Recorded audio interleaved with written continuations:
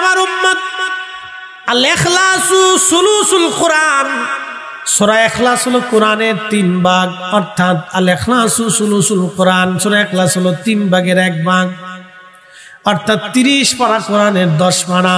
সূরা ইখলাস যদি একবার কেউ তেলাওয়াত করে, আল্লাহ তার আমলনামায় 10 পারা কোরআনের নেকি লিখে দেয়। সূরার নাম কি? ইখলাস। কুল হুয়াল্লাহু আহাদ আল্লাহুস সামাদ লাম ইয়ালিদ ওয়া লাম ইউলাদ ওয়া লাম ইয়াকুল লাহু কুফুয়ান আহাদ। এই পুরা সূরাটা আল্লাহর তাওহীদের সাক্ষী। কুল হুয়াল্লাহু আহাদ, হুজুর আপনি বলে দেন আমি আল্লাহ এক। আল্লাহুস সামাদ, আমি আল্লাহ কারো মুখাফিক কিনা। লাম ইয়ালিদ ওয়া লাম ইউলাদ, আমি জন্ম নেই না জন্ম দেই না। ওয়া লাম ইয়াকুল লাহু কুফুয়ান আহাদ, আপনি বলে দেন আমি আল্লাহ এক, আমি আল্লাহর কোনো শরীক নাই। একবার জোরে বলবেন কি মারহাবা। আমাদের দেশে সনাতন ধর্মে যারা আছে, হিন্দু সম্প্রদায়, তাদের বিশ্বাস হলো বিদ্যার দেবতা আছে, সেই জন্য তারা সরস্বতীর পূজা করে। তারা চিন্তা করে লক্ষ্মীর দেবতা আছে, এই জন্য তারা লক্ষ্মী পূজা করে। তারা চিন্তা করে ওই যে আপনার কি বলে আপনার দুর্গার পূজা করে। তারপরে তারা কালীর পূজা করে, এরপরে গণেশের পূজা করে, এরপরে আপনার ওই লিঙ্গ পূজা করে, শিবের পূজা করে। তারপরে আপনার আরো কত কিছু আছে আমি জানি না। এই অনেক কিছুর পূজা তারা করে। তারা চিন্তা করে এটা আমার ভগবান, এটা আমার ভগবান, এটা আমার দেবতা, এটা আমার দেবতা।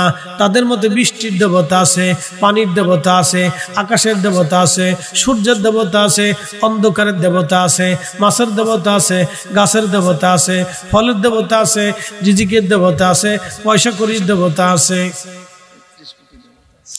এইভাবে গুনতে গুনতে 33 কোটি। মুসলমান খুব মনোযোগ দিবেন। বেলাবুবাসী আল্লাহ সূরা ইখলাসের মধ্যে জানাই দিলেন, হাবিব উম্মতকে জানান আমি আল্লাহ এক, আল্লাহুস সামাদ, আমি কারো মুখাফিক কিনা, সব আমি আল্লাহর মুখাফিক। কি একসাথে বলবেন আল্লাহু আকবার। পৃথিবীতে একটা ধর্ম আছে মাজুসি, নাম কি? মাজুসিরা আগুনের পূজা করে।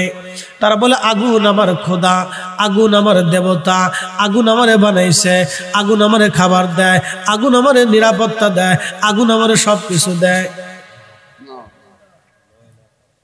আচ্ছা আপনাদেরকে প্রশ্ন করি, জবাব দিলেন। আল্লাহ কোরআনে বললেন আল্লাহুস সামাদ, আমি কারো মুখাফিক কিনা। আগুন কিন্তু মানুষের মুখাফিক। কি কথা কন না কেন? আগুন জ্বালাইলে, জোরে বলেন, জ্বালাইলে জ্বালানি ছাড়া জ্বলে থাকতে পারে। তার জ্বলে থাকতে হলে জ্বালানি লাগবে। কি লাগবে? জ্বালানি লাগবে। আগুন একা একা জ্বলে না, জ্বালানি ছাড়া জ্বলতে পারেও না। তার মানে আগুন পর মুখাপেক্ষী। কি কথা কন না কেন? আগুন কি মুখাপেক্ষী? পর মুখাপেক্ষী। যে পর মুখাপেক্ষী হয় সে কখনো স্রষ্টা হতে পারে না। অতএব মাজুসি ধর্মে যারা অনুসারী, তারা সারা জীবন আগুনের পূজা করলো, সারা জিন্দেগি বরবাদ হয়ে গেল, কোনো কাজেই লাগলো না। কথা কোন ঠিক কিনা? মৃত্যুর পূর্ব সময়ে বাইজিদ বুস্তামি আগুনের পূজারীর কাছে যে বলতেছে, শামাউন 40 বছর ধরে তুমি আগুনটাকে সেজদা দিলা, খোদা মনে করলা, প্রভু মনে করলা। শামন তুমি মৃত্যু সজ্জায়। শামন আমি বাইজিদ তোমার প্রতিবেশী, তোমাকে তো দাওয়াত দিতেই হয়। আমি তোমাকে শেষ মুহূর্তে কালেমার দাওয়াত দিলাম, তুমি লা ইলাহা ইল্লাল্লাহ, আল্লাহর একত্ববাদে এবং আমার রাসূল আখিরি নবীতে তুমি মেনে নাও। শামন ডাক দেখে, বাইজিদ তোমার ইসলাম ধর্ম সত্য কি করে বুঝবো? তোমার ধর্ম সত্য কি করে বুঝবো আল্লাহ আছে? বলো কি করে বুঝবো আল্লাহ আছে? বাইজিদ বোস্তামি বললেন, শামুন তুমি কি প্রমাণ চাও? বলে হ্যাঁ অবশ্যই প্রমাণ চাই, আল্লাহ আছে, প্রমাণ কি? বাইজিদ বোস্তামি বললেন, শামুন তাহলে তুমি আগুনের মধ্যে হাত দাও, আমি আগুনের মধ্যে হাত দিব। তুমি যে মন্দির বানাইয়া আগুন পূজা করতেছো বাইজিদ, তুমি শামুন তুমি আগুনের যে পূজা করতেছো শামুন, আমি বাইজিদ আগুনের মধ্যে হাত দিব, তুমি আগুনের মধ্যে হাত দিবা। যার হাত আগুনে পোড়াবে আমি বুঝবো তার ধর্ম মিথ্যা। একসাথে বলবেন কি আল্লাহু আকবার। হাজিরিন, হযরত বাইজিদ বুস্তামি রাহমাতুল্লাহ আলাইহি উনি শামউনকে ডাক দিয়ে বলেন, শামউন রে আগুনের মধ্যে হাত দিয়ে দাও। শামউন চিন্তা করে, আমি যদি আগুনে হাত দেই তাহলে আগুন তো আমার আর খাতির করবে না। কথা তো সত্য, ভেতরে তো আগুন খাতির। শামউন চিন্তা করে, আমি আগে হাত দিব না, বাইজিদ আগে দিক। বাইজিদ আগে দিলে তো বাইজিদের হাত অবশ্যই পুড়ে যাবে, আর আমি তখনই বলবো বাইজিদ তোমার ধর্ম মিথ্যা। বাইজিদ তুমি আগে হাত দাও, প্রমাণ হয়ে যাক তোমার ধর্ম সত্য না আমারটা ধর্ম সত্য। তুমি আগে হাত দাও, যেহেতু তুমি চ্যালেঞ্জ করছো। আল্লাহর ওলি বাইজিদ বুস্তামি হাত আগুনের মধ্যে বিসমিল্লাহ বলে ঢুকাই দিলেন। আগুন জ্বলে কিন্তু বাইজিদ জ্বলে না। জোরে জোরে জোরে জোরে জোরে জোরে। আবু মুসলিম আল খাওলামি কালেমার দাওয়াতের জন্য ইয়ামান চলে গেলেন। সিদ্দিক আকবরের জমানা আবু মুসলিম আল খাওলামি যখন কালেমার দাওয়াত দিতে ইয়ামান গেলেন, ভণ্ড নবীদের উপদ্রবে খলিফা আবু বকর সেনাবাহিনী পৃথিবীর বিভিন্ন জায়গায় পাঠাইলেন, কিন্তু ইয়ামান পাঠাইতে পারলেন না। অল্প সংখ্যক সাহাবী এবং সামান্য কিছু মুসলমান নিয়ে সেই সময় ছোট্ট বাহিনী ইয়ামান আক্রমণ করার সুযোগ পেল না। আবু মুসলিম আল খাওলামি একা পড়ে গেলেন। ভণ্ড নবীর লোকেরা আবু মুসলিমকে ধরে নিয়ে গেল। আবু মুসলিম তুমি ওই ইসলাম ছেড়ে দিয়ে আমাদের নবীর দিন মেনে নাও, ভণ্ড নবীর কথা মেনে নাও। আবু মুসলিম বললেন, না, জীবন চলে গেল তোমার ভণ্ড নবীর কথা আমি মানতে পারবো না, কারণ আমার নবী শেষ নবী, আমার নবীর পরে আর কোনো নবী দুনিয়াতে হবে না, কোনো নবীর প্রয়োজন নাই। লা নাবিয়া বাদি, নবীর পরে কোনো নবী নাই। অমান দা আন-নবুওয়া ফাহুয়া কাফির, এবং যে নবুয়ত দাবি করবে বিনা সন্দেহে নিঃসন্দেহে সে কাফের, সে বেঈমান। কথা বলেন ঠিক কিনা? আবু মুসলিম কেমনে বাইসে রইল? আগুনও যার, অক্সিজেনও তার, আবু মুসলিমও তার। আবু মুসলিম নবীর পক্ষে, ভণ্ডরা নবীর বিরুদ্ধে চ্যালেঞ্জ দিলেন। আবু মুসলিম আগুন জ্বলে, আবু মুসলিম খাওলামি জ্বলেও না, অক্সিজেন বন্ধ হয় না। তিনি আমার সেই রব, আমার আল্লাহ বলে দিলেন, হুজুর উম্মতকে জানায় দেন, উম্মতকে জানায় দেন, ইন্নাল্লাযীনা আমানু ওয়া আমিলুস সালিহাতি উলাইকা হুম খায়রুল বারিয়া। ইমানে আমলে, ইমানে আমলে, ইমানে আমলে যারা পাকা পাকা হবে, আল্লাহ বললেন তারা জগৎ সমূহের মধ্যে তারা সেরা, তারা সেরা, তারা শ্রেষ্ঠ, তারা শ্রেষ্ঠ, তারা মহান, তারা মহান। একবার অলিরাই মহান, অলিরাই শ্রেষ্ঠ। আপনি যতই চিল্লা ফাল্লা করেন, খাজা বাবা আজমিরির শান কমানো সম্ভব হবে না, আবু মুসলিম আল খাওলামির ইজ্জত কমানো সম্ভব হবে না, শাহজালাল ইয়ামানি মুজাররিদের ইজ্জত সম্মান কখনো কমবে না। এই কথা বলেন ঠিক কিনা? বন্ধু আমার খুব মনোযোগ দিবেন। আবু মুসলিম আল খাওলামি উঠে আসলেন আগুনের ভিতর থেকে। বহু ইয়ামানবাসীর ভুল ভেঙে গেল, তারা দোহরায় কালেমা পড়ে শুধরায় নিল। সারা পৃথিবীতে সংবাদ ছড়ায় গেল, মদিনায় সংবাদ আসলো, হযরত ওমর রাদিয়াল্লাহু আনহু ইয়ামানের পথের সামনে দাঁড়ায় থাকে, কখন কোন দিন আবু মুসলিম আসবে, এই উম্মতের ইব্রাহিমকে আমি অভিবাদন জানাবো, এই উম্মতের ইব্রাহিমকে আমি সম্বোধন জানাবো, এই উম্মতের ইব্রাহিমের সাথে আমি মোলাকাত করব। বাইজিদ বুস্তামি আগুনের মধ্যে হাত দিয়ে বসা, আগুন জ্বলে, বাইজিদ বুস্তামি জ্বলে না। দীর্ঘ সময় পরে অলিকুল শিরোমণি বাইজিদ বুস্তামি রাহিমাহুল্লাহ হাত বের করে নিয়ে আসলেন। শামুন, দেখো তুমি এবার আগুনের মধ্যে হাত দাও। শামুন বললেন, বাইজিদ, এত বছর ধরে আগুনের সামনে সেজদায় পড়ে থাকি, একটা বারের জন্য আগুন আমাকে খাতির করবে না, তুমি এমন কি করলা বাইজিদ, আগুন তোমারে পোড়ানোর সাহস করলো না? বাইজিদ ডাক ডাকে, শামুন, তুমি আগুনের সেজদা দিছ, আর আমি আমার মা আগুনের মালিক রে সেজদা দিয়ে খুশি করছি। তুমি যদি আগুনকে খুশি রাজি করতে চাও, বাধ্য করতে চাও শামুন, তাহলে আগুনের পূজারি না হইয়া আমার মালিক আমার আল্লাহকে মেনে সেজদা দাও। জায়গা মতো মানলে কাজ হবে, আজারে বাজারে মাইনে কোনো লাভ হবে না। এই জন্য আমরা সুন্নিরাও জানি, নবী মানলে আল্লাহ মানা হয়। কথা কন না কেন? আল্লাহ জিকির করার কারণে আল্লাহ বলেন, ফাইদা কুদিয়াতিস সালাতু ফান্তাশিরু ফিল আরদ। ও বান্দা, তুমি নামাজ শেষ করেছো, নামাজ শেষ করার পরে তুমি জমিনের মধ্যে ছড়িয়ে পড়ো। ওয়াবতাগু মিন ফাদলিল্লাহ, আর আমি আল্লাহর দেওয়া রিজিক গুলি তুমি অনুসন্ধান করো, তুমি রুটি রুজি করো, কাজ করো, চাকরি করো, ব্যবসা করো। শুধু কাজ আর ব্যবসা করলে চলবে না। আল্লাহ বলেন, আযকুরুল্লাহ কাসীরা, তোমরা এই সময় আমি আল্লাহর অত্যধিক পরিমাণে আমি আল্লাহ জিকির করো। আপনি দোকানদারি করবেন, আল্লাহ আল্লাহ, গাড়ি চালাবেন, আল্লাহ আল্লাহ, আপনি কাজ করবেন, আল্লাহ আল্লাহ, মাঠে কাজ করবেন, আপনি আল্লাহ আল্লাহ। আপনি সকালে সন্ধ্যায় জিকির করবেন আল্লাহ আল্লাহ আল্লাহ আল্লাহ বলে। কারণ কি? যখন আপনি আল্লাহ আল্লাহ অধিক পরিমাণে জিকির করবেন, মানব শরীরের মধ্যে 33 কোটি লতিফা আছে। এই লতিফার মধ্যে একটা লতিফা জিকিরে জাগ্রত হবে।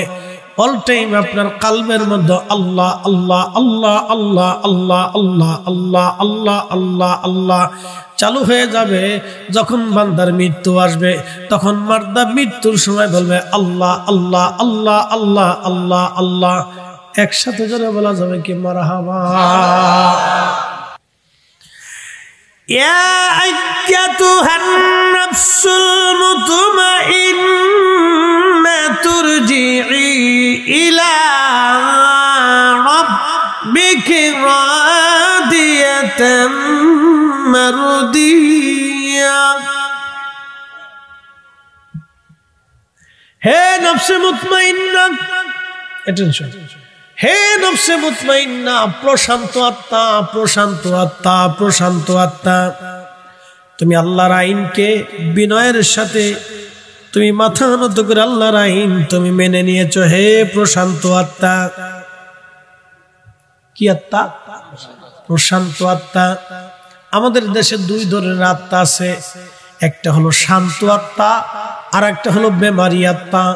যে আত্মাটা অসুস্থ আত্মা, একটা সুস্থ আত্মা আর একটা অসুস্থ আত্মা। প্রশ্ন রাখবেন ফরিদি হুজুর, অসুস্থ আত্মা কারা? আমাদের দেশে দেখবেন এক পাড়ায় আর এক পাড়ায় যারা ওই কান কথা পরে ভেজাল বাড়ায়, যারা বুহতান করে, সগলখড়ি করে, এরা হলো অসুস্থ আত্মা। কথা কন না কেন? ঠিক কিনা? দেখবেন আমাদের দেশের কিছু পান খাওয়া বেডি আছে, শুধু পান খায় আর গ্রাম ভরে এই পাড়া ওই পাড়া, এই পাড়া সেই পাড়া ঘুরিয়ে ঘুরিয়ে বেড়ায়। এই বেডির দোষ ওই বেডির কাছে, বউয়ের দোষ শাশুড়ির কাছে, শাশুড়ির দোষ বউয়ের কাছে, বউয়ের দোষ জামার কাছে, জামার দোষ বউয়ের কাছে, কইয়া কইয়া ভেজাল বাড়ায়। এটার নাম দিছে কুটনা বেডি। এরা পান খায় আর গ্রাম ভরে ভেজাল বাড়ায়, মহিলাদের ভিতরে ঝগড়া বাড়ায় দেয়।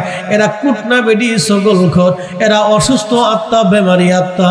কথা বলেন ঠিক? উপস্থিতি হাজিরিন, কবরে ভয়াবহ কঠিন জায়গা, কঠিন পরিস্থিতি। কবরের দুটি কথা বলে চলে যাব। অবশ্যই তো আমরা কবরে চলে যাব একদিন, কবরে যেতেই হবে একদিন। কবর থেকে সারা পাওয়ার আর কোনো রাস্তা আমাদের নাই। বেলাববাসী, আমাদের আগে বহু মানুষ কবরে চলে গেল। মানুষ যখন মারা যায় 24 ঘন্টা পরে পায়খানা রাস্তা দিয়ে তার শরীর থেকে পোকা বের হয়। মানুষ, এই দেহ নিয়ে, স্বাস্থ্য নিয়ে আমাদের কোনো অহংকার নাই রে বাবাজি। মনে রাখবেন, সারা জীবন কত খাবার আমরা খাইছি দেহ তাজা করার জন্য, কিন্তু রুহু তাজা করার জন্য আমরা জিকির করলাম না, দুরুদ পড়লাম না, নামাজও পড়লাম না, রোজাও রাখলাম না, তাহাজ্জুদ পড়লাম না, আল্লাহর ইবাদত করলাম না। আমরা রুহু তাজা করি নাই, খালি দেহ তাজা করছি, দেহ তাজা করছি, দেহ তাজা করছি। এজন্য অলিরা দেহ মারিয়া রুহু তাজা করত, অলিরা দেহ মেরে রুহু তাজা করত। কবরের দেশে বড় কঠিন জায়গা। আল্লাহ আল্লাহ আল্লাহ, দেহর ভিতর থেকে পচা দুর্গন্ধ বের হতে থাকবে মাত্র 24 ঘন্টায়। ছেলে বলেন, মেয়ে বলেন, আত্মীয় স্বজন বলেন, কেউ আপন হবে না সেই দিন। সবাই শুধু বলবে তাড়াতাড়ি কবরে পাঠাও, তাড়াতাড়ি কবরে পাঠাও। আপনাকে যে চাদর দিয়ে, বিছানার চাদর দিয়ে ঢেকে রাখা হবে, আপনার সন্তানরা ওই বিছানার চাদর আর কোনোদিন বিছানায় পাতবে না, ভয় পাবে। বাবার মৃতদেহ এই চাদরের মধ্যে ছিল, এটা বিছানায় লাগানো যাবে না, এটা ঘরের এক কোণার ভিতরে রেখে দিবে, না হয় ফেলে দিবে। বাস্তবতা থেকে বুঝে যান, চির সত্য থেকে বলতেছি। আপনার এই গায়ের চাদরটা দিয়ে আপনাকে ঢেকে রাখবে, চাদরটা ছেলেরা হয় ফেলে দিবে, আর না হয় ধুয়ে আলমারির এক কোণায় ফেলে রাখবে। ওটা বিছনায় বিছাবে না, কোনো ছেলেও গায়ে দিবে না। ভয় পাবে যে বাবার মৃত দেহের সাথে চাদরটা লেগেছিল। কি চরম সত্য এটা! আপনার কেউ আপন না।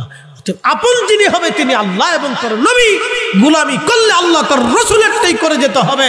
খুশি করলে পৃথিবীর সবকে বেজার করে ওনাদেরকে খুশি করতে হবে। সন্তান বেজার হয়ে যাক, আল্লাহকে খুশি করতে হবে। স্ত্রী বেজার হয়ে যাক, আমার রাসূলকে খুশি করতে হবে। কথা বলেন ঠিক না? এর চেয়ে চরম বাস্তবতা আর পৃথিবীতে কিছু নেই। সবাইকে বেজার করেন, আল্লাহ তার রাসূলকে খুশি করেন।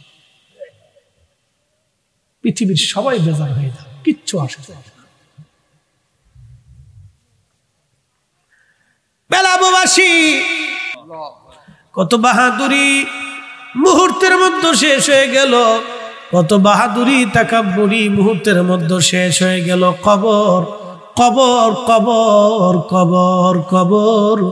উসমান গনি জিন্নুরাইন কবরের পাশে দাঁড়াইয়া কাঁদতেন আর বলতেন, আমি আমার মাসুক নবীর জবান থেকে শুনছি, এই কবর বড় কঠিন জায়গা গো। এই কবরে কেউ যদি 3টা প্রশ্নের জবাব দিতে পারে, বাকি মঞ্জিলগুলি তার জন্য সহজ হয়ে যাবে। আর এই কবরে যদি প্রশ্নের জবাব দিতে না পারে গো, বাকি মঞ্জিলগুলি তার জন্য কঠিন হয়ে যাবে। কবর বড় কঠিন জায়গা কবর। আল্লাহর নবী সাহাবীদেরকে কবর দেওয়ার পরে নবীজি বলতেন, সাহাবীরা রে, তোমার ভাইয়ের কবরের পাশে তুমি দাঁড়াও, ইস্তাগফিরু লিআখিকুম, তোমার ভাইয়ের কবরের পাশে দাঁড়াইয়া তুমি দোয়া করো। কত সময় দোয়া করবা? একটা উট কুরবানি করার পরে চামড়া ছেলাইয়া গোশত বানাইয়া, উট চামড়া ছেলাইয়া গোশত বানাইয়া, গোশত বানাইয়া মানুষের মাঝে বন্টন করতে যত সময়ের দরকার, আল্লাহর নবী ডাক দেয়া বলতেন, উম্মত রে, তত সময় পর্যন্ত তোমার ভাইয়ের কবরের পাশে দাঁড়াইয়া ইস্তাগফিরু ইস্তাগফিরু লিআখিকুম, তোমরা তোমার ভাইয়ের জন্য আল্লাহর দরবারে ইস্তেগফার করো। কেননা কিছু সময় পরে তার কবরে মুনকারে নেকির আসবে। ওই মুনকারে নেকিরের প্রশ্নের জবাব যদি সহজ হয়, সেই জন্য তুমি তোমার ভাইয়ের কবরের পাশে দাঁড়ায় দাঁড়ায় দোয়া করো। আর আমাদের দেশের মুসলমানরা কবর দেওয়ার পরে অনেকেই কবে চলে যান, কবরের পাশে দাঁড়ায়েন না, মুনকার নেকির আসবে, চলে যান, আপনারা চলে যান। আচ্ছা আপনি বলেন তো, হেতায় মুনকার নেকির লেগে পাগল হইল কে? নবী মানলে আল্লাহ, আবু বকর সিদ্দিক আগে নবী দেখছে, আম্মাজান খাদিজা আগে নবী দেখছে, হযরত বেলাল আগে নবী দেখছে, হযরত সুমাইয়া রাদিয়াল্লাহু আনহা নবী দেখছে, ইয়াসার নবী দেখেছে, আবু যর গিফারি নবী দেখেছে। ১৬ লক্ষ সাহাবী আগে নবী দেখা তারপরে কালেমা আনছে। আর নবী দেখে আল্লাহ চিনেছে, আগে তারা আল্লাহ দেখে নবী চিনে নাই, তারা আল্লাহ আছে এটা জানতো না।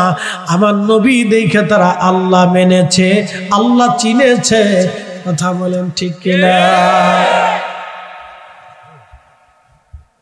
মনোযোগ দিয়েন। হযরত আব্দুল্লাহ ইবনে মাসউদ তখন বালক, আল্লাহর নবী এবং আবু বকর দুইজন পাথুরি রাস্তা, মরুভূমি পাহাড়ি রাস্তা দিয়ে হেঁটে হেঁটে যেতে যেতে ক্লান্ত হয়ে গেলেন, পানির তৃষ্ণা লেগে গেল। এবছর যারা হজে গেছে তারা জানে হজ কি জিনিস। এরকম এক একটা বোতল 10 মিনিট পর পর খাইছি, তারপরেও কলিজায় পানির ঠান্ডা মিটে না। এরকম নর্মাল পানি খাই নাই, বরফ দেওয়া পানি, ফ্রিজিং করা পানি খাইছি, তারপরেও কলিজা ঠান্ডা হয় না। আরাফা থেকে যখন হাঁটা শুরু করবেন, মুজদালিফা হয়ে মিনা হয়ে জামারাত হয়ে হেরেমে আসবেন, সেই দিন বুঝবেন হজ কারে কয়। আমার চোখের সামনে আরাফাতে এক মিশরি হাজি ছটফট করে মারা গেল, প্রচন্ড গরমে, হিট স্ট্রোকে। হজ কারে কয় বোঝা যায় গরমে হেঁটে হেঁটে হজ করলে, আর আরামে হজ করলে হজ করা যাবে, কিন্তু হজের গুরুত্ব বুঝবেন না। এই জন্য বুড়াকালে হজের চাইতে জোয়ানকালে হজ করা ভালো। আমাদের দেশের বহু মানুষের হজ ফরজ। ওরে যাচ্ছি কবরে, হাসরে কবরেই তো যাইতে হবে আমাদের, কবর ছাড়া আর কি রাস্তা আছে? কবর ছাড়া রাস্তা নেই, ওখানেই যাওয়া লাগবে। আজ অথবা কাল 1 ঘন্টা পরে হলেও যাইতে হবে। তো লাস্টের দিকেই যাই, জীবনের শেষে যেহেতু কবরে যাইতে হবে, তো শেষের দিকেই কবরে চলে যাচ্ছি, চিন্তার কোনো কারণ নেই। আমি কবরে আসতেছি, কবরে ওয়াজ রাইখেছি। একসাথে বলবেন আল্লাহু আকবার। ইসলাম সত্য, দ্বীন সত্য, ঈমান সত্য, এগুলি বুঝতে হলে আপনাদেরকে প্র্যাকটিক্যাল বুঝাইতে হবে।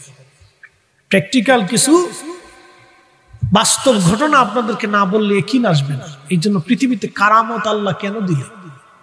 ওলিদের কারামত কেন দিছে? কারামত দিছেন হলো বাস্তব আল্লাহকে বোঝার জন্য। কথা ঠিক কিনা? আল্লাহ যে আছে কি করে বুঝবে? নবী যে তিনি নবী, তাহলে সাহাবা ইকরাম কি করে বুঝতেন? এই জন্য আল্লাহ মুজিজা দিছেন। কথা ঠিক কিনা? তো নবীজি যাচ্ছে, তো পানির তৃষ্ণা। এমন সময় আবু বকরকে বলেন, আবু বকর রে, পানি কোথাও পাওয়া যাবে? বলে হুজুর এই মরুভূমিতে, পাহাড়ি পাথর, পাহাড়ের অঞ্চলে কোথায় পাবো? বলে দেখো কোনো রাখাল আছে কিনা, যদি ছাগলের পাল নিয়ে আসে তাহলে তার কাছ থেকে তো পানি পেলেও পাওয়া যেতে পারে। তো দেখতেছে একটা বালক অনেকগুলি ছাগল নিয়ে পাহাড়ি চর দিয়ে চলে বেড়াচ্ছে। তো পাহাড়ের কোনায় কোনায় কোনায় কোনায় আরবে দেখছেন ঘাস হয়, দেখতে মনে হয় যে মরা মরা ঘাস, কিন্তু ওটাই খায় ছাগল, উটে ছাগলে ওগুলি খেয়ে খেয়ে বেঁচে থাকে। তো আল্লাহর নবী এবং আবু বকর দুইজন কাছে কাছে গেলেন, বালককে ডাক দিয়ে বলেন, বালক তোমার নাম কি? বলে আমার নাম আব্দুল্লাহ। নামটা শুনে নবী খুশি হয়ে গেলেন। আব্দুল্লাহ, তোমার কাছে কি কোনো পানি আসেনি? আব্দুল্লাহ বলেন, না আমার কাছে কোনো পানি নাই। আব্দুল্লাহ, যদি পানি না থাকে একটা কাজ করো, তোমার একটা ছাগল দহন করে আমাকে কিছু দুধ পান করাও, আমার অনেক বড় তৃষ্ণা লেগেছে, কলিজা শুকায় গেছে আমার। আব্দুল্লাহ আব্দুল্লাহ ইবনে মাসউদ এই উম্মতের সবচেয়ে বড় মুফতি সাহাবী ছিলেন তিনি। তিনার বালককালের ঘটনা। তো তিনি বলতেছেন, আমি তো তাকে চিনি নেই তখন। আমি বললাম, আপনি কে? আপনাকে তো চিনি না, কিন্তু আমি তো ছাগলের মালিক না, মালিক তো আর একজন, তা আমি মালিকের অনুমতি ছাড়া আপনাকে দুধ দিতে পারি না। একসাথে বলবেন আল্লাহু আকবার। আমাদের বেটিরা স্বামীর অনুমতি ছাড়া ফুচকা খেয়ে বেড়ায়, শটপটি খেয়ে বেড়ায়। কি কথা কর না কেন? আস্তে কান ধরে খান, পুলিশে ধরবে না, বেটিরা ধরে নিয়ে যাবে কোনটা। স্বামীর অনুমতি ছাড়া মার্কেটে চলে যাচ্ছে, স্বামীর অনুমতি ছাড়া ফুচকা খেয়ে বেড়াচ্ছে, স্বামীর অনুমতি ছাড়া চটপটি খেয়ে বেড়াচ্ছে। বেটারা খুশি মনে নাম দিয়েছে বিসমিল্লাহ চটপটি হাউস। ব্যবসা ভালো, খুব ভালো, বিসমিল্লাহ চটপটি হাউস। বলতেছে আমি অনুমতি ছাড়া কি করে আপনাকে দুধ দেব? দিতে পারি। আল্লাহর নবীর চেহারা চকচক করতেছে, বড় আমানতদার ছেলে। আমাদের দেশে এরকম আমানতদার কোথায় পাবেন খুঁজে? হ্যাঁ, খুব মুশকিল। টাকা হাওলাত দিয়ে দেখেন, তারপরে বুঝবেন আমানত কারে কয়। আমানত মরে গেছে, আমানত দুনিয়াতে নাই, ওর কবর দিয়ে শেষ করে দিয়েছে, যা চলে যা। খালি টাকা হাওলাত দিয়ে দেখবেন যে আমানত কোথায় আছে। দেখবেন ভৈরবের ব্রিজের নিচে পড়ে গেছে আমানত নাই। আর দোকানে বাকি দিয়ে দেখবেন, তাহলে বুঝবেন যে আমানত কারে কয়। খালি বাকি দিবেন, দেখবেন যে আমানত কারে কয়। কত মুসলমান বাকি নিয়ে চলে যাবে আর জীবনে দেখাই করবে না। পরে দেখা করবেনি তো কিয়ামতের ময়দানে হালখাতা নিয়ে বসতে হবে, যে যা আছেন দিয়ে যান। কি কথা কন না কেন? যা পাবো আজকে দিয়ে যান। আমানত মরে গেছে।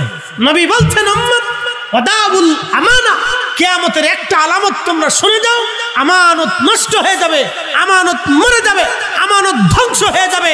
পৃথিবীর কোথাও তুমি আমানত পাবে না। আপনি আজকে তাই দেখেন, মানুষ কেউ কারো কাছে টাকা রাখে না, অবিশ্বাস করে মানুষ ব্যাংকে রাখে। ছেলে বাপ ছেলের পর্যন্ত বিশ্বাস করতে পারতেছে না। কথা কন না কেন? বাবা ছেলেকে পর্যন্ত বিশ্বাস করতে পারতেছে না, নিজের অ্যাকাউন্টে টাকা জমা করে রাখতেছে। কারণ কি? ছেলেকে বিশ্বাস করা যাচ্ছে না। কোন ছেলে নিয়ে কোন মেয়ে নিয়ে লুটুর পুটুর করে পলাই চলে যাবে, কোন খোঁজ খবর নাই। বিশ্বাস করা মুশকিল। জরি নাড়লে ভেঙে গেছে না, আমানত ভৈরবের ব্রিজের নিচে পড়ে শেষ। কথা ক্লিয়ার, কোনো ভেজাল বুঝল নাই। জাগ্গে জাগ্গে কথা কইছে, ওর আব্বা যাক, ওর খালু যাক, মামু যাক, সব চলে যাক, তুই থাকলি সেখানে, তুই যাস নি। মুসল্লি খুব করা, আপনাদের এলাকার বড় বড় মুসল্লিরা খুব করা মুসল্লি, বুঝলেন না? ছোট ছোট মুসল্লি সব মাহফিলের ভিতরে চুপচাপ বসে থাকে। একসাথে বলবেন আল্লাহু আকবার। এটা সুলক্ষণ, আগামী দিন আমরা কবরে চলে যাব, ওরাই থাকবে। কথা বলেন ঠিক না বেঠে? প্রিয় বেলাবাসী, মনোযোগ দিয়ে শুনে যাবেন। হাজিরিন, হযরত আব্দুল্লাহ ডাক দিয়ে বলতেছে, কে গো আপনি? দুধ দেওয়া যাবে না, আমি মালিকের অনুমতি ছাড়া দুধ দেব না। নবীজি বলেন, আব্দুল্লাহ রে বেটা, সুন্দর কথা বলেছ তুমি। যদি এই দুধওয়ালা ছাগল থেকে দুধ দহন করে তুমি না দাও, তাহলে যেই ছাগলের দুধ হয় না, যে ছাগলের বাচ্চা হয় নাই, ওই ছাগি আমাকে একটা দাও, আমি তার দুধ দহন করে দোয়াই খাবো। জোরে জোরে জোরে জোরে, তাহলে তোর তোমার আমানত নষ্ট হবে না। যে ছাগলের বাচ্চা হয় নাই, যে ছাগলের দুধ হয় নাই, তুমি ওই ছাগল আমাকে একটা দাও, আমি তার থেকে দুধ দহন করে নিই। তো নিলেই তো আর তোমার আমানতের খেয়ানত হচ্ছে না। তো তুমি আমাকে এরকম একটা ছাগল দাও না। আব্দুল্লাহ চিন্তা করে, এটা আবার কেমনে সম্ভব? ছাগল এখনো বাচ্চা দিল না, তার দুধ কেমনে হবে? আচ্ছা দিব, তো ছোটটা বাচ্চা দিই, ছোটটা বাচ্চা দিই। তো ছোট একটা লইছি। নবীজি ডাক দিয়ে বললেন,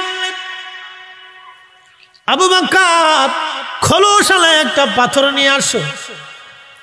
যে পাথরের ভিতরে খোলস আছে, গর্ত করা আছে, এমন একটা পাথর আনো। খুঁজে নিয়ে এসে কাপড় দিয়ে পরিষ্কার করে দেওয়ার পরে নবীজি ছাগল এনে দিলেন আব্দুল্লাহ ইবনে মাসউদ। আল্লাহর নবী তার রহমতের হাত ছাগলের ওলানের নিচে মেরে দিলেন।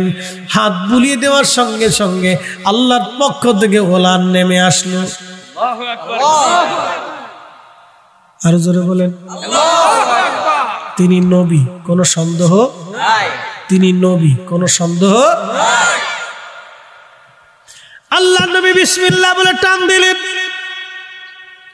দুধ নেমে এসে পুরা পাথরের খোলসে দুধ ভরে গেল।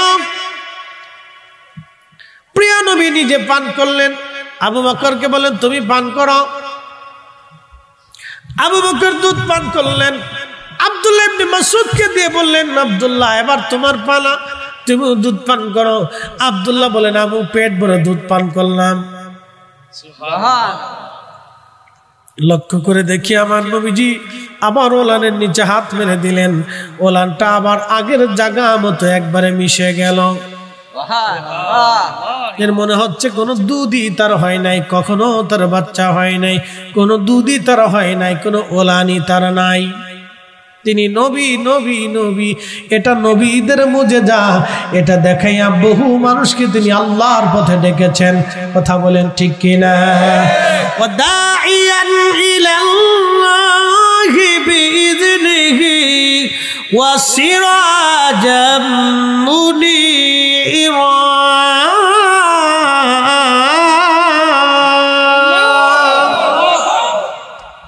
আল্লাহকে যে পাইতে চাই, হযরতকে ভালোবেসে, আরশ কুরসি লৌহ কলম না চাহিতে পেয়েছে সে।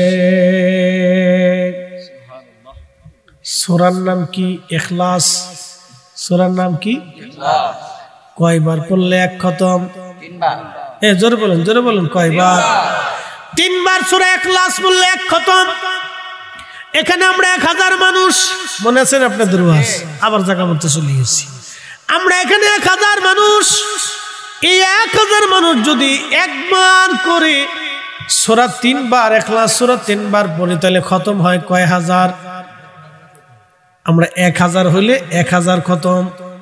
একসাথে বলবেন না মারহাবা? খেজুরের ডাল জিকির করে কার? আল্লাহ। কবরে খেজুরের ডাল নবীজি গেড়ে দিলেন, খেজুরের ডাল জিকির করে কার? আল্লাহ। আমরা সূরা ইখলাস পড়ে জিকির করি কার? আল্লাহ। খেজুরের ডালের জিকিরে যদি কবরের আযাব বন্ধ হয়, তাহলে আমাদের কোরআন তেলাওয়াতে, সূরা ইখলাস তেলাওয়াতে কবরের আযাব বন্ধ হতে পারে কি পারে না? তাহলে আমাদের বেশি বেশি ফাতিহা করার দরকার, বেশি বেশি করে মৃতদের জন্য দোয়া ইস্তেগফার করে বাড়িতে কোরআন খতম দিয়ে মিলাদ মাহফিল করা দরকার। ওরা বেদাত বেদাত করে চিল্লায় চিল্লায় গলা শুকাইতে থাকুক, আমরা সুন্নিরা করতে থাকবো, করতে থাকবো। কথা কন না কেন? একদিন মাটি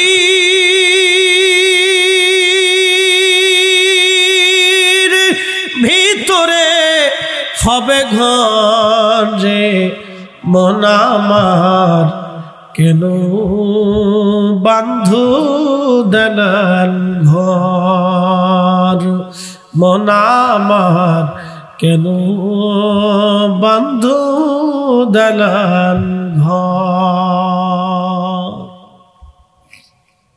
এ বন্ধু, যদি এখন 2টা বাজে, রাত 2টার সময় আপনারা বসে আছেন, জানি একটা পেঁপে তাবারক নাই। সবাই খালি সারা বছর বলছে সুন্নিরা তাবারক ছাড়া মাহফিলে থাকে না। আপনি আমার একটু দেখাবেন তো, বাংলাদেশের কোন হুজুরের মাহফিলে তাহিরি সাহেব ছাড়া রাত 2টা পর্যন্ত মানুষ বসে থাকে? খুব কম পাওয়া যাবে না? খুব কম পাওয়া যাবে। তার মানে আপনারা সিন্নির লোভে বসে রয়েছেন না, আপনারা আল্লাহকে ভালোবেসে রসুলকে গোলামের জন্য বসে আছেন। কথা বলেন ঠিক না? ঠিক। আজকে কোনো সিন্নি টিন্নি তোরা আবার ফলাই যাস না, কিন্তু তোরা আসুস নি বাবা, তোরা আসুস নি, মোনাজাত পর্যন্ত আসুস নি, কিন্তু সিন্নি টিন্নি কিন্তু নাই, তাবারক নাই, কিন্তু মন খারাপ করিস না। আসুস নি, ওরা জান নেই বই রয়েছে, মারহাবা কর না। ওরা জানে যে চারপাশে কোনো তাবারকের ডেকসি বাড়ি বুড়ি দেয় দেয়, কোনো শব্দ হয়নি আজকে, এই জন্য বসে রয়েছে। আজকে হলো পরীক্ষায় আপনারা পাস, আলহামদুলিল্লাহ। কেন পাস? আমি পাস করিনি, আল্লাহ নিজে পাস করেছে। কে পাস করাইছে? আল্লাহ। وَلَنَبْلُوَنَّكُمْ بِشَيْءٍ مِّنَ الْخَوْفِ وَالْجُوعِ وَنَقْصٍ مِّنَ الْأَمْوَالِ وَالْأَنفُسِ وَالثَّمَرَاتِ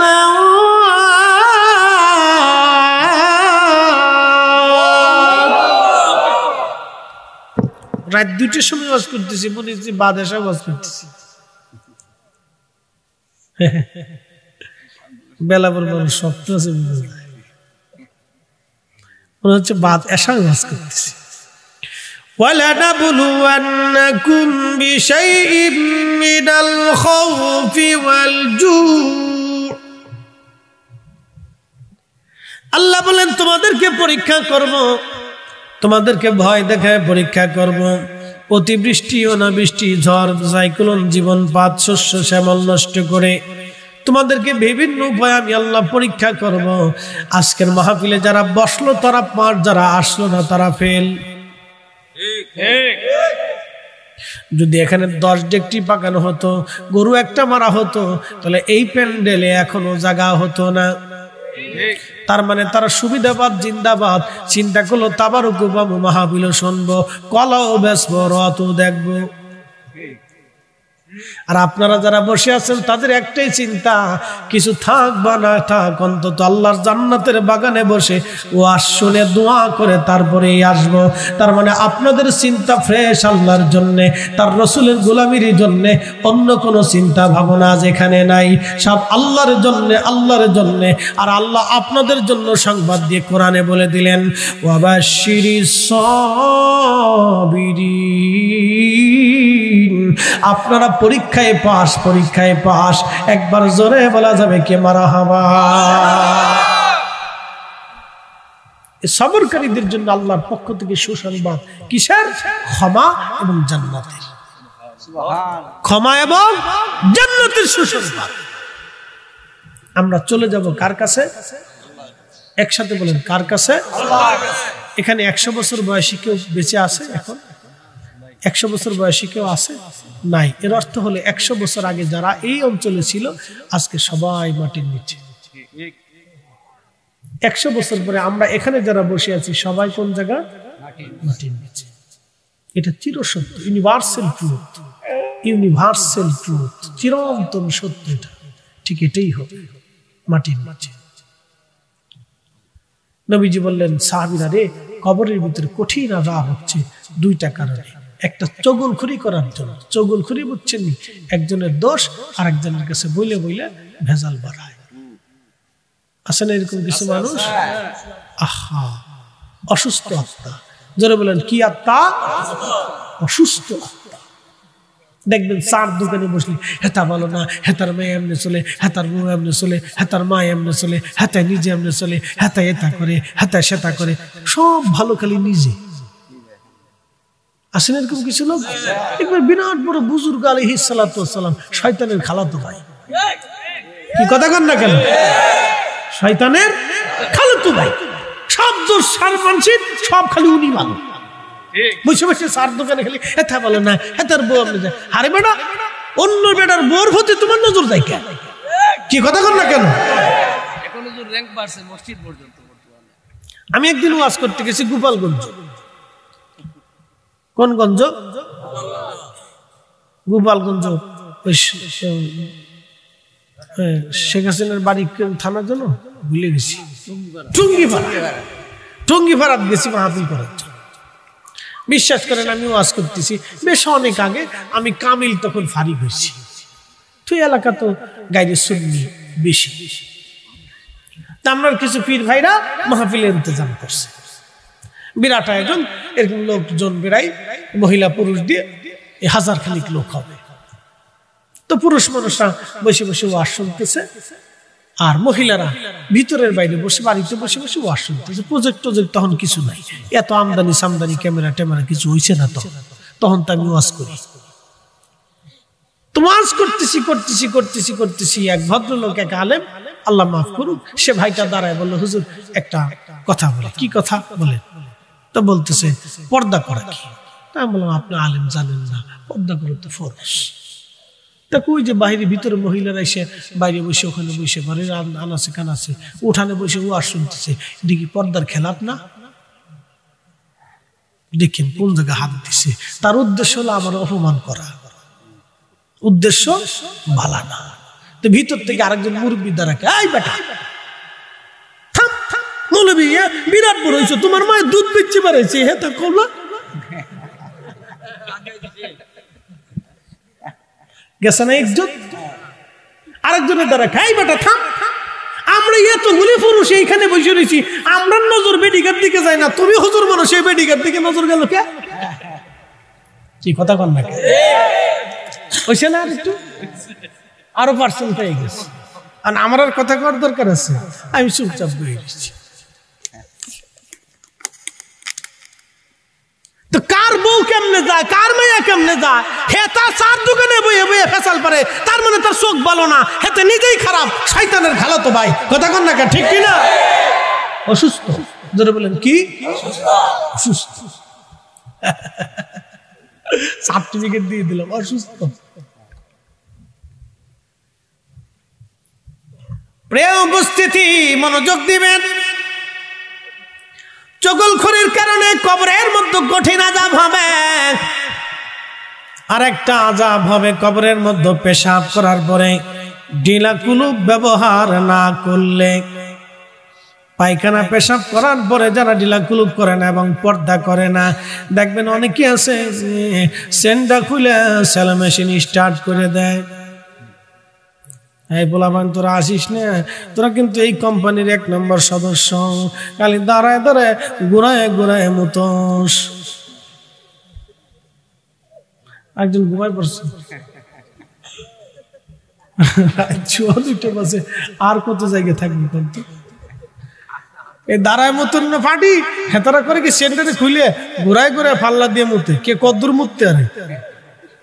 আসিস না বাবা, তোকে আমি কিন্তু বালা করে চিনি, তোকার এই দলে আমরাও একসময় ছিলাম, হন তো না বুজুর্গ হয়েছি।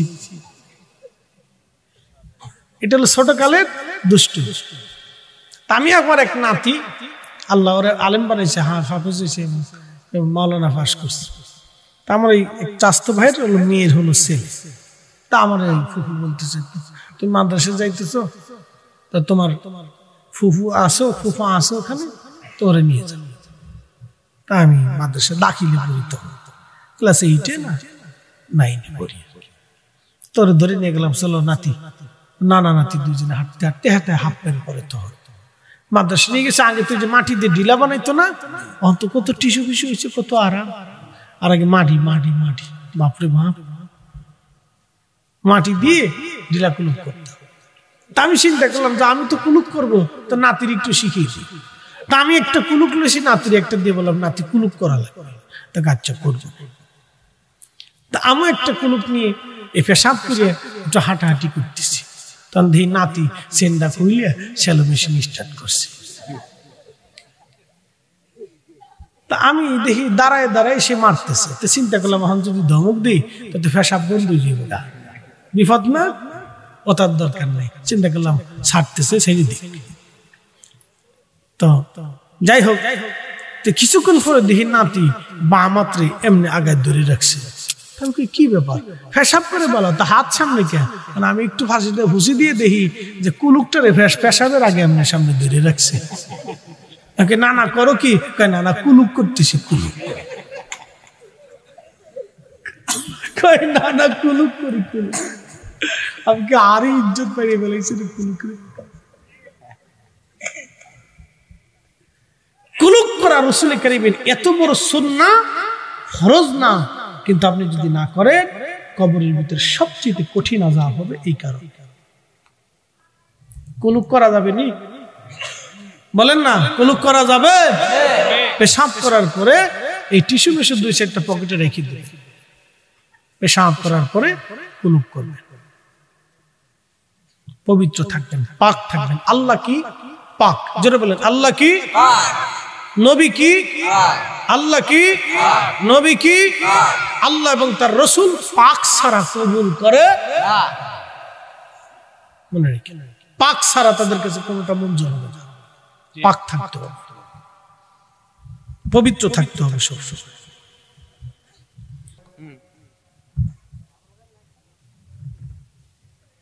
মুনকার নেকির লেগে হে তাপাগুলি শিখে আছে। আল্লাহ নবী বললেন তোমার ভাইয়ের কবরের পাশে দাঁড়াও, মুনকার নেকির আসবে, প্রশ্ন করবে, যাতে সওয়াল জবাব সহজ হয়ে যায়। সেই জন্য দোয়া করো, ইস্তিগফার করতে থাকো। একসাথে বলা যাবে না আল্লাহু আকবার। জিন্দেগি তোর যাইরে ফাঁকি দিয়া রে সোনার আদম, জিন্দেগি তোর যাই ফাঁকি দিয়া। ও আদম রে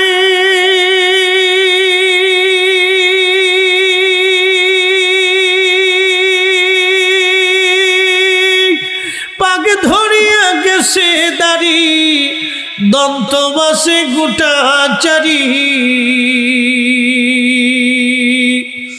সমন জারি গিয়াছে করিয়া রে সোনার আদম,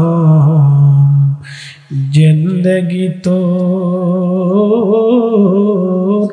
যাই ফাঁকি দিয়া। জিন্দেগি তোর যাই রে ফাঁকি দিয়া রে সোনার আদম, জিন্দেগি তোর যাই ফাঁকি দিয়া। ও আদম রে পাগ ধরিয়া কামিনের ওই কোলেতে কাল ঘুমেতে রইলি তুই, সারা নিশি কাটাইলি তুই ঘুমাইয়া ঘুমাইয়া রে সোনার আদম, জিন্দেগি তোর যাই ফাঁকি দিয়া।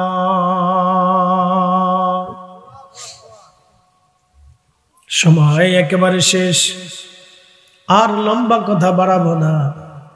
কবর বড় কঠিন, একদিন কবর থেকে আল্লাহ উঠাবে। ওয়া ইদাল কুবুরু বুসিরাত, কবরগুলি যখন উদ্দোলিত হবে, কবর থেকে মানুষ উঠে হাসরের ময়দানের দিকে ধাবিত হতে থাকবে, দৌড়াইতে থাকবে। হাসরের মাঠের দিকে মানুষ দৌড়াইতে থাকবে। হাসরের মাঠের দিকে মানুষ দৌড়াইতে থাকবে। সেই দিন কত বড় হবে, সূর্যটা মাথা বরাবর আসবে 1.5 থেকে 2 কিলোমিটার মাত্র উপরে। বর্তমান যে সূর্য আপনি আকাশে দেখেন, এই সূর্যের উত্তাপ হলো 200 কোটি ডিগ্রি সেলসিয়াস। 200 কোটি ডিগ্রি সেলসিয়াস, মাত্র 13,000 ডিগ্রি সেলসিয়াস তাপমাত্রা। একটা লোহা গলে পানির মতো নরম হয়, একটা লোহা গলে পানির মতো নরম হয় 12 থেকে 13,000 ডিগ্রি সেলসিয়াস তাপমাত্রায়। সূর্যের উত্তাপ 200 কোটি ডিগ্রি সেলসিয়াস। পৃথিবীর 13 লক্ষ পৃথিবী এক জায়গা করলে যত বড় হবে, একটা সূর্য হবে তত বড়। এই সূর্যের ভিতরে প্রত্যেক দিন ঘন্টায় 1 লক্ষ কিলোমিটার বেগে আগুনের ঝড় হতে থাকে। সূর্যের জ্বালানি আল্লাহর ফেরেশতারা দিতে থাকে, জ্বলতে থাকে। কোটি কোটি বছর ধরে সূর্যটাকে আল্লাহ জ্বালায় রাখলেন পৃথিবীতে আলো দেওয়ার জন্যে। যদি একটা 6 মাসের জন্য পৃথিবীতে আলো আল্লাহ বন্ধ করে দেন, পৃথিবীর এমন কোন শক্তি নাই সূর্যটাকে আবার উঠায় দিবে। আমার মালিক আমার রব ওই সূর্যটাকে উঠায় দেন, আবার ডুবায় দেন, আমাদেরকে আলো দেন, আবার অন্ধকার দেন। রাত দিয়ে পৃথিবীটাকে নিরিবিলি বানাইয়া আল্লাহ আপনার একটা ঘুম পাড়ান। এই সারা রাতের ঘুমের মাধ্যমে আপনার ক্লান্তি দূর হয়ে আবার সকালবেলা থেকে কাজের অনুপ্রেরণা আল্লাহ যোগায় দেন। আপনি যদি না ঘুমাইতেন, আল্লাহ আপনার অসুস্থ হয়ে পড়তেন, আপনি ব্রেন অসুস্থ হতো, শরীরের অসুস্থতা বাড়তো, আল্লাহ আপনার ঘুম পাড়াইয়া দেন। ঘুম নামক নিয়ামত আল্লাহ দিয়েছেন। এই সূর্যটাকে ডুবাই দিয়ে আল্লাহ আপনার ঘুমের জগতে নিয়ে গেলেন, আরাম দিয়ে দিলেন। ও বেলাপুর মুসলমান, খুব মনোযোগ দিয়ে কথাগুলি শুনবেন। এই সূর্যটা 200 কোটি ডিগ্রি সেলসিয়াস তাপমাত্রা। আর শামসু ওয়াল কমারু বিহুসবান, আল্লাহ বলেন এই সূর্য এবং চাঁদ আমি আল্লাহর নির্দিষ্ট কক্ষপথে চলতে থাকে।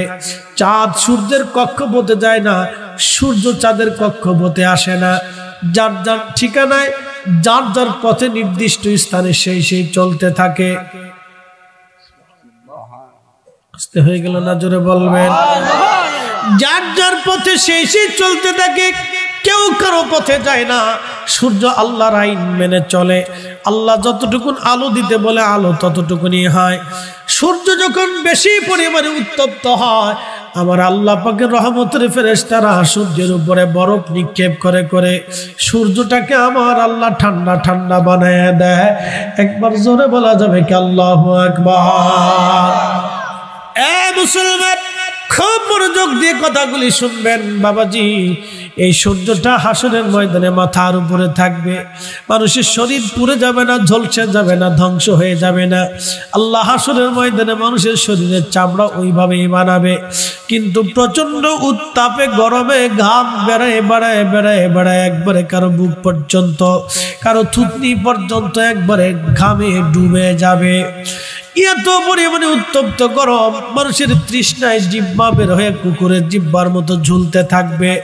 হাউজে কাউসারের পানি ছাড়া আর কোনো পানি সেই দিন থাকবে না। ইন্না আ'তাইনাকাল কাউসার, নবী গো আমি আল্লাহ আপনার মালিকানা বানাই দিলাম। উম্মতকে জানাই দেন, ফাসাল্লি রাব্বিকা ওয়ানহার। হাউজে কাউসার যদি পাইতে হয়, উম্মতকে বলেন নামাজে দাঁড়াইতে হবে। উম্মতকে বলেন রাহিলিল্লাহ, আল্লাহর জন্য কুরবানি করতে হবে। একবার জোরে বলা যাবে কি ইয়া রাসূলুল্লাহ। বুঝতে কি অসুবিধা হয়? কি পড়া লাগবে? নামাজ। জোরে বলেন কি পড়া লাগবে? ওই দিন হাউজে কাউসারের পানি পাইতে হলে কি করতে হবে? নামাজে দাঁড়াইতে হবে। নামাজে নামাজে নামাজে দাঁড়াইতে হবে। আল্লাহ নবী ডাক দিয়ে বলেন, সাহাবীরা রে, হাউজে কাউসারের পানি মধুর চাইতে মিষ্টি হবে, দুধের চাইতে সাদা হবে, বরফের চাইতে ঠান্ডা হবে। আমি একদিন খুব চিন্তা করলাম, আল্লাহ বরফের চাইতে নবী ঠান্ডা বললেন কেন? আল্লাহ ওই দিন ঠান্ডা পানি খাওয়ানোর কি দরকার? এবছর হজে যায় বুঝছি ঠান্ডা পানি কেন দরকার। হজে যায় বুঝছি, বলে কারণ কি? প্রচন্ড গরম। আল্লাহ বিশ্বাস করে আমরা আগের দিন সন্ধ্যাবেলা রওনা দিছি আরাফা থেকে মুজদালিফায় হেঁটে হেঁটে হেঁটে হেঁটে আসতেছি, হেঁটে আসতেছি, তখন রাত। বাপরে বাপ, সেই রাতেও একটার পর একটা পানি। আচ্ছা, মুজদালিফায় আসলাম, রাত্রি কিছু সময় যাপন করলাম। এখানে এশা এবং মাগরিব একসাথে আদায় করলাম। মুজদালিফায় ফজরের নামাজ পড়ে আবার রওনা করলাম। হেঁটে হেঁটে হেঁটে হেঁটে হেঁটে হেঁটে হেঁটে হেঁটে মিনার পাশ দিয়ে জমারাতে আসলাম, শয়তানরে পাথর মারার লেগে। একসাথে বলবেন আল্লাহু আকবার। কারে পাথর মারবো? সবাই খুব জৌলুস নিয়ে হাইটে আসতে, পার চলে পার চলে, একটার পর একটা পানি, একটার পর একটা পানি। এরপরে সূর্য উঠতে লাগলো। আরবের সূর্য তো বুঝতেই পারতেছে, যত উড়ে তত তাপ, যত উড়ে তত তাপ। শয়তানরে পাথর টাথর মাইরে যখন আসলাম, তখন তার কোনো গাড়ি নেই, হাইটে আসতে হবে হেরেবে। আবার হাঁটা শুরু করলাম। বাপরে বাপ, যত উড়ে তত তাপ, যত উড়ে তত তাপ। হাঁটতে হাঁটতে হাঁটতে হাঁটতে হাঁটতে হাঁটতে হেরেবে আসলাম। একটার পর একটা পানি, একটার পর একটা পানি। তখন বুঝছি যে ঠান্ডা পানি কেন দরকার। আল্লাহ কেন হাউজে কাউসারের পানিটাকে ঠান্ডার কথা বলেন নবীজি, যে বরফের চাইতে বেশি ঠান্ডা হবে সেই পানি কেন? হাসরের ময়দানে মানুষের কলিজা শুকিয়ে যাবে, তখন এই বরফের মতো ঠান্ডা পানি খাওয়ার সাথে নবী বলেন আমি এক পেয়ালা হাউজে কাউসারের পানি পান করাই দিব, জান্নাতে যাওয়ার আগ পর্যন্ত পানি তৃষ্ণাই আসবে।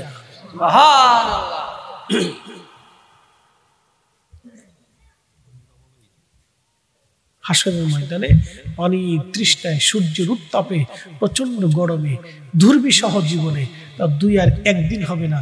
সেই দিনের দিনটা কত বড় হবে তাও আল্লাহ কোরআনে বলে দিলেন। তারুজুল মালাইকাতু ওয়ার রূহু ইলাইহি ফি ইয়াউমিন কানা মিকদারুহু 50,000 সানা।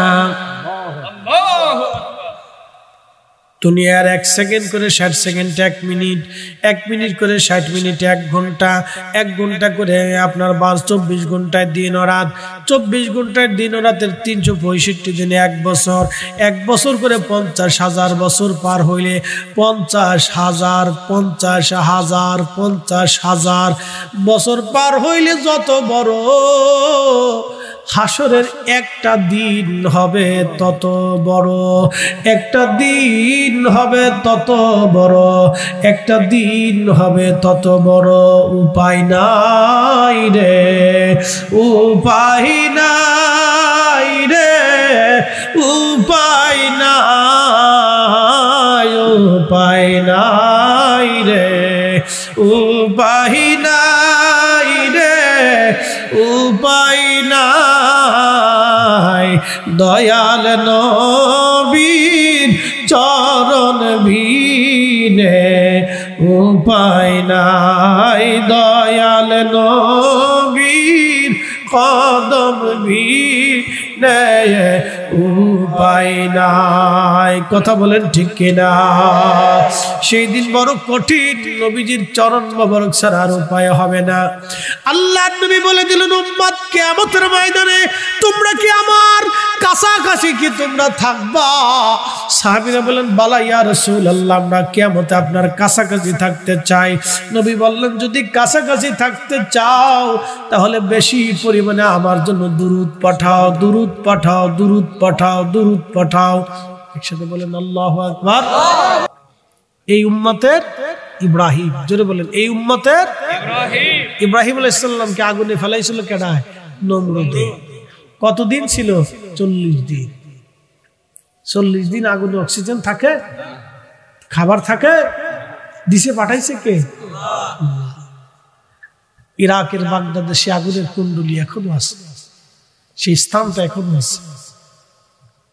ইব্রাহিম আলাইহিস সালামকে আগুনের মধ্যে ফালানো হলো 40 দিন আগুনের ভিতরে।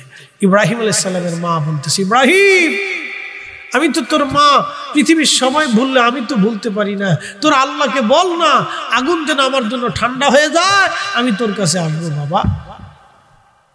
খেতে বলবেন না মারহাবা? মা মা যেটা বললেন কি মা।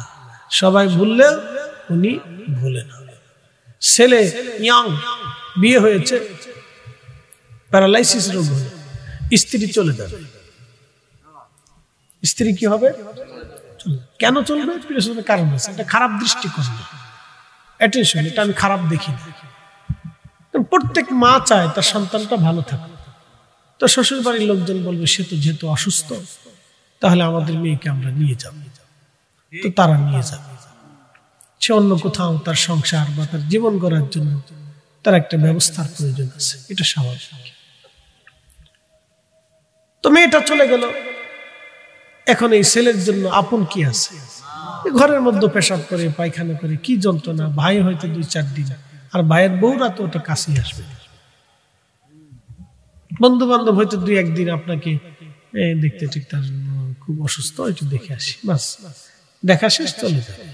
6 মাস 1 বছর ওইভাবে ভুগতে ভুগতে আপনার পায়খানা পেশাব ওই অবস্থায় যে পরিষ্কার করে সে মা। আপনাদেরকে বলি, এগুলো হলো বাস্তবতা। কোনদিন আল্লাহ যদি সিচুয়েশনে কাউকে না ফেলা, তো যে পড়ছে সে জানে মা কি জিনিস। এই জন্য সাবধান, কখনো আনিস করিলি ওয়ালি ওয়ালিদাই। আল্লাহ কোরআনে বলছেন, বান্দারে তুমি আমার শুকর করো, সাথে সাথে তুমি তোমার পিতামাতার প্রতি কৃতজ্ঞ হও, তাকে সম্মান করো, সর্বোচ্চ সম্মান করো। তোমার ব্যবহারে যেন সে যেন উহ শব্দটা পর্যন্ত না করে। অখফিজ লাহুমা জানাহা দুল্লি মিনার রাহমা, তুমি তার সমস্ত দয়াকে তুমি তার জন্য ঢেলে দাও, তোমার ভালোবাসাটাকে তার জন্য পরিপূর্ণ করে দাও। আল্লাহ কোরআনে আমাদেরকে পাঠ পাঠ করে শিক্ষা দিয়েছে। এই জন্য এটা হলো বাস্তবতা, কখনো এই ভুলটা যেন কারো জীবনে না আসে। তিনটে জিনিস পাবে মার খেদমত যদি করতে পারেন, 1 নম্বর হায়াত, 2 নম্বর দৌলত, 3 নম্বর ইজ্জত। হায়াত, দৌলত, ইজ্জত। হায়াত, দৌলত, ইজ্জত দুনিয়াতে পাবে যদি খেদমত করতে পারে। আর উনি যদি আসমানে হাত বাড়ায় তো কবুল হয়ে যাবে। একসাথে বলবেন আল্লাহু আকবার। উনি হাত বাড়ালে কি হবে? আসমানে কবুল হয়ে যাবে। মনে রাখবেন।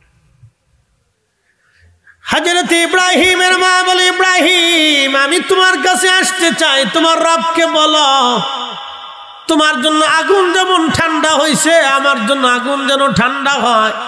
ইমাম ইবনে কাসির আল বেদায়ের মধ্যে লেখেন, আল্লাহ কি ইব্রাহিম ডাক দিয়ে বলেন, রাব্বি আমার মা আসতে চায়। আল্লাহ অনুমতি দিলেন। ইব্রাহিমের মা খাবার দাবার নিয়ে হযরত ইব্রাহিম আলাইহিস সালামকে আগুনের কুণ্ডলির মধ্যে বসে বসে মা সন্তানকে আদর করে খাবার খাওয়ায় চলে আসলো।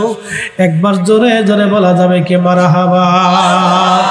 কখনো তোমাকে যদি ভুলি, হেদায়েতের আলো জেলে নিও কাছে তুলি, ঠাই দিও প্রিয়তম, ঠাই দিও প্রিয়তম অগমহিয়ান, তুমি রহমান তুমি মেহেরবান।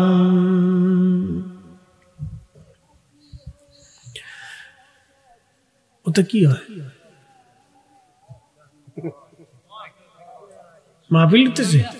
আচ্ছা আচ্ছা, এ কত দূর এখান থেকে? আচ্ছা ঠিক আছে, আচ্ছা আচ্ছা, কাছাকাছি তো। আমাকে মাইকের আওয়াজ কি হেতায় যায়নি? বাপরে বাপ, আরো সাইড দিয়ে লাগানোর দরকার ছিল, যে ঘুরাই দিয়ে হেরা সাইড দিয়ে দিত, আমরা সাইড দিয়ে দিতাম, তো তো ওয়াজ হয়ে যেত ফাটাফাটি। আমরা ওয়াজ হেরা শুনতে, হের ওয়াজ আমরা শুনতাম।